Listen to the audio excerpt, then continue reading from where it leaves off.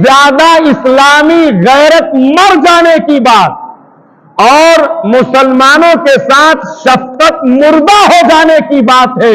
ये एक नहीं, 1000 बार उलमा की तरफ से और थिंकरों की तरफ से, इंटेलेक्चुअल की तरफ से ये बार बार कहा गया कि जो फलस्तीन के अंदर हालात हुए और कैसे कैसे जुल्म किए गए, कैसे कैसे उनके खून के साथ होली खेली गई, कैसे बच्चों को चिथड़े किए गए, कैसे औरतों के साथ बदसलूकियां की गई और कैसे उनके घरों को डिमोलिश किया गया।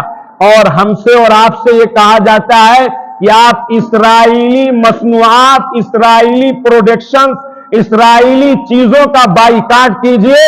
यही बेशरम बेगैरत मुसलमान अपनी दुकान में रख के कोका कोला भी बेच रहा है, पेप्सी भी बेच रहा है, धड़ल्ले से पी रहा है, उसको कोई शर्म नहीं आती। आपके सामने कोई आदमी आपके बच्चे के चिथड़े कर दे, आपकी मां के साथ बेहुरमती करे, आपके बाप को शहीद कर दे, फिर आप उसकी दुकान से सामान खरीदने क्या, उसकी दुकान की तरफ आप देखना गवारा नहीं करेंगे। क्या वो फलस्तीन के अंदर शहीद होने वाले हमारे भाई नहीं है? क्या वो मासूम बच्चों के चिथड़े, क्या वो हमारी आंखों के सामने नहीं दिखते? फिर कैसे ये बेगैरत मुसलमान, बेज़मीर मुसलमान उन चीजों को खरीदता है, दस्तरखान पे सजाता है और खुद बेचता है और फिर ये कह देता है कि साहब अगर हम रुक जाएंगे तो हमारे इससे होने वाला क्या है? इसका मतलब यह है कि गैरत जो थी इस्लाम की वो मुर्दा हो चुकी है। गैरत जो थी, जो हमीयत थी, वो मैं अपने आप को भी कह रहा हूं, हमारे दिलों से मुर्दा हो चुकी है।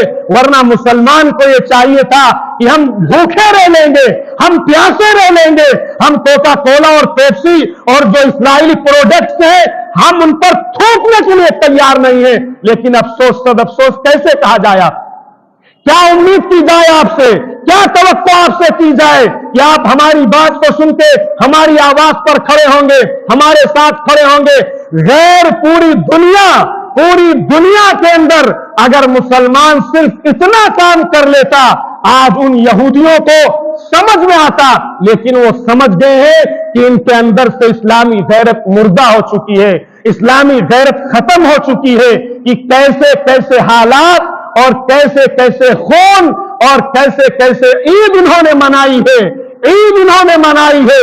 जो कपड़े उन्होंने ईद की खुशियों के लिए थे, उन कपड़ों में उन बच्चों के जनाजे दफन किए गए हैं। लेकिन आज हमारी गैरत